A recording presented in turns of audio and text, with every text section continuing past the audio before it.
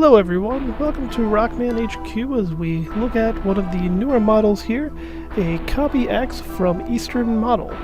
I'm no stranger to models here, so we're going to be looking at this kit as a base kit with nothing much done to it.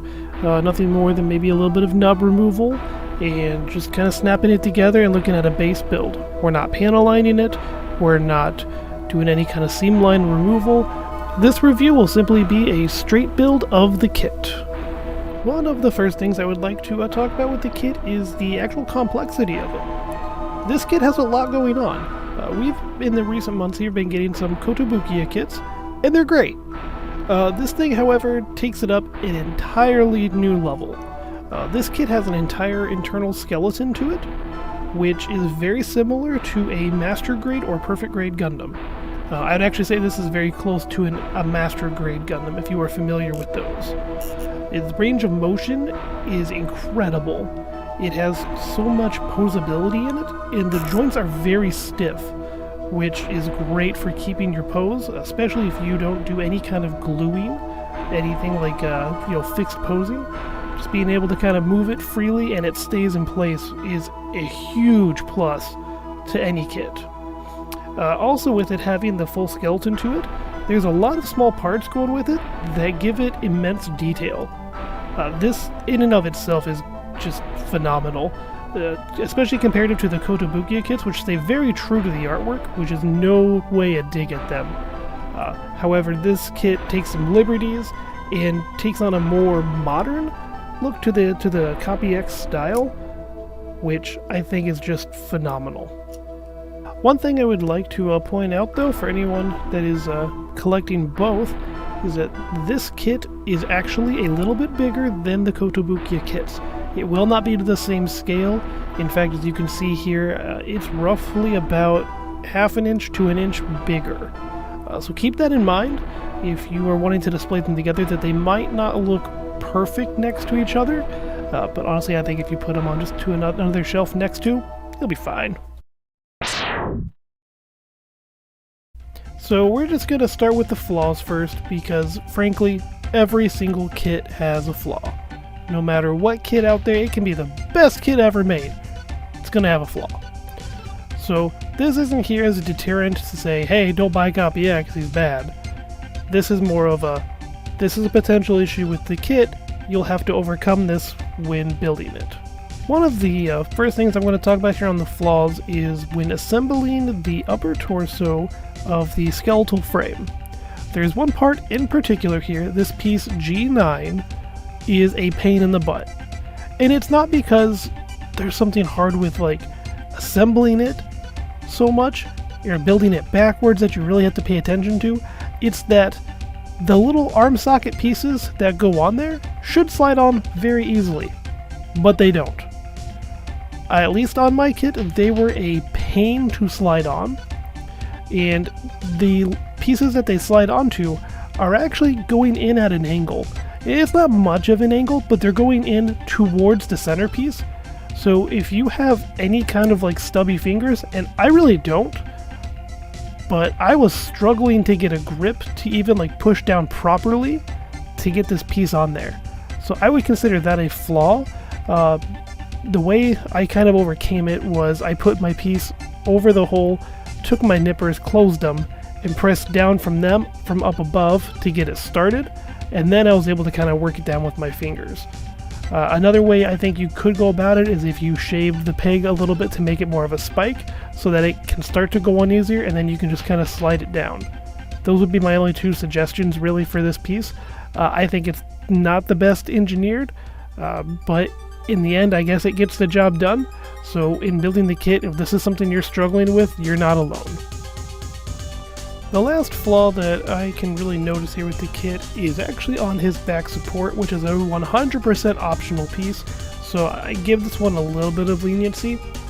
And this one is, you take off these two small little blue pieces, and you then plug into it this T-shaped blue piece with the beam support on it, to then plug into the acrylic stand that goes onto his stand, and you can do cool action poses with him. This actually is a really cool piece, very useful. I can't praise something like this enough on the kit, because more kits need something like this. However, as you can kind of see, just in like pushing it in, it stressed the piece out a little bit, especially on that left side there. And every time I've taken it off and tried to put it on, that one side has trouble going in. I've tried shaving down the little socket that goes into the back there to try and make it easier to get in, and it's always kind of a just pain in the butt. But overall, like, it's not that big of a deal. Just be careful with it. Don't stress the piece out too much that it breaks, because then you might kind of have to look into getting a different stand for him. And he comes with a custom stand. Why not use that? That's cool. So, coming in with the effects here, we have quite a bit, and it's just relatively great. So first and foremost, we get a stand that matches our character's color, which is, kind of cool. It has the Mega Man Zero, like, little logo on it, also pretty cool. But it comes with 3 little acrylic bendy arms, so you can put Copy X on there, and his blast shot, and the little blast shot after trail circle thingy at the end. That's a lot of extra stuff that most kits do not come with. And we get even more than that, which is just mind-boggling. So we get the blast effect, the big blast effect, which is really cool, and it has an LED that goes inside of it, so the whole thing illuminates. After that, we have the 3 different dash effect pieces, which you can use for a number of things, and they don't do much, they just sit there, but they look really cool, and they add so much flavor to your kit when he's posed on a shelf. We also get 2 sets of those little triple beam shots thingies that you can put in the Buster, and the Buster does light up, so then it illuminates those shots as well, which, I mean, all of that is just great effects in and of itself. And if that wasn't enough, because frankly, that's enough for this kit, like, that's a lot going on right there. We get 3 LEDs that they supply to you with the batteries. That is mind-blowing.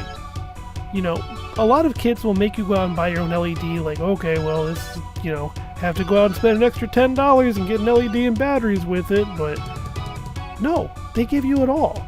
I mean, like, this kit comes with so much. Like, I cannot sing praises of these effect parts on them. And the LEDs look great. You get one that goes inside of his head to make his head gem glow, and then you also get 2 more that go into the busters. Each buster, which I think I said 3 earlier, there's technically 4. You get 1 for each buster, 1 for the head, and then 1 for the big old blast. And, I mean, lighting them all up, they look just fascinating. The 3 that go actually in the kit itself are white, so you'll need that red transparent piece to kind of give it the little bit of the red glow you'll be looking for. The big one that goes in the blast are actually green LEDs, which that green on green makes that blast look phenomenal. It's amazing. For the cost of this kit, they put so much into it. I would actually just have to say I would recommend this kit based on that alone. Oh boy, opinion time! So here's where I'm just going to kind of lay out some of my personal thoughts that don't really have any sway on the kit one way or another. The first one I want to point out is actually the Buster. I'm not really huge on the Buster with this kit. It's really big compared to the rest of his body, which just is off-putting to me. I think if they just would have dialed it back a little bit, it'd be fine. And, maybe they did the size the way they did to fit the LED. That very well could be possible. But as it stands, I'm just not a big fan of it. So, on my shelf, mine's not going to have the Buster. I'm just going to have both his arms out, and that's going to be that. Kind of a bummer that, I don't get to use the LED function with him on my shelf, but, it wasn't meant to be, and that's okay. Some other things here, opinion-wise on the kit, is I think the fully fledged skeleton is great. I love kits that do that. That adds a lot of room for some creativity. Like, you can do some pretty cool, like, diorama things, like his armor breaking off, like doing a battle-damaged copy axe if you wanted to. I think people who are going to make those are just, they're going to blow it out of the water. He comes with multiple faces, which is kind of neat with different decal eyes. and that I think is going to be a really fun thing, just to kind of make some different faces. His face is kind of a pain in the butt to exchange because you have to take the whole helmet apart, but yeah, not a big deal. He does have like the closed eyes, which is neat, and you can actually technically cut those in half and like do a winking face if you wanted to. So you got a lot of options, which I really appreciate. That always sways my opinion when they factor in just more than one or two things that they want you to do with the kit and allow you to have whatever you want with the kit. That's kind of my personal favorite things that come in with this. The posability is a huge plus for me.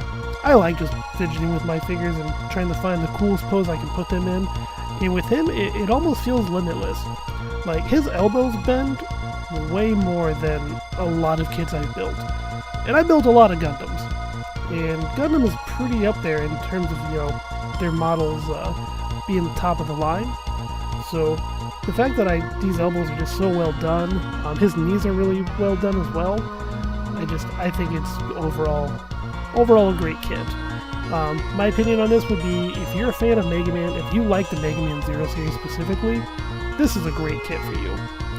If you like to do custom models and you're just kind of into Mega Man, this is a good Mega Man kit. I think you can get away with a lot of things you would want to do, and if you're willing to paint it and make it less like Copy X and more like regular X, because maybe that's your thing, this is a good kit for you. This is going to be a great kit. Compared to the Kotobukiya kits, I think you get way more bang for your buck. This thing is comparable in price, and you get so much more with it. You get much more articulation, you get a stand, you get all the effect parts, you get LEDs.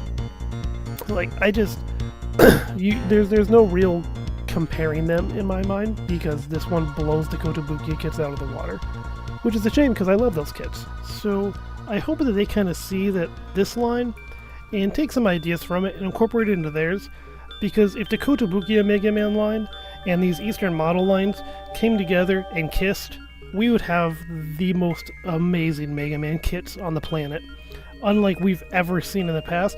So hopefully we can get something like that in the future. But that's really about all we got for the Copy X kit here.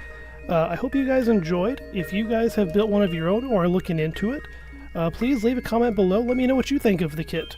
I'd love to hear from other people. And until our next review video here, y'all just keep rocking on.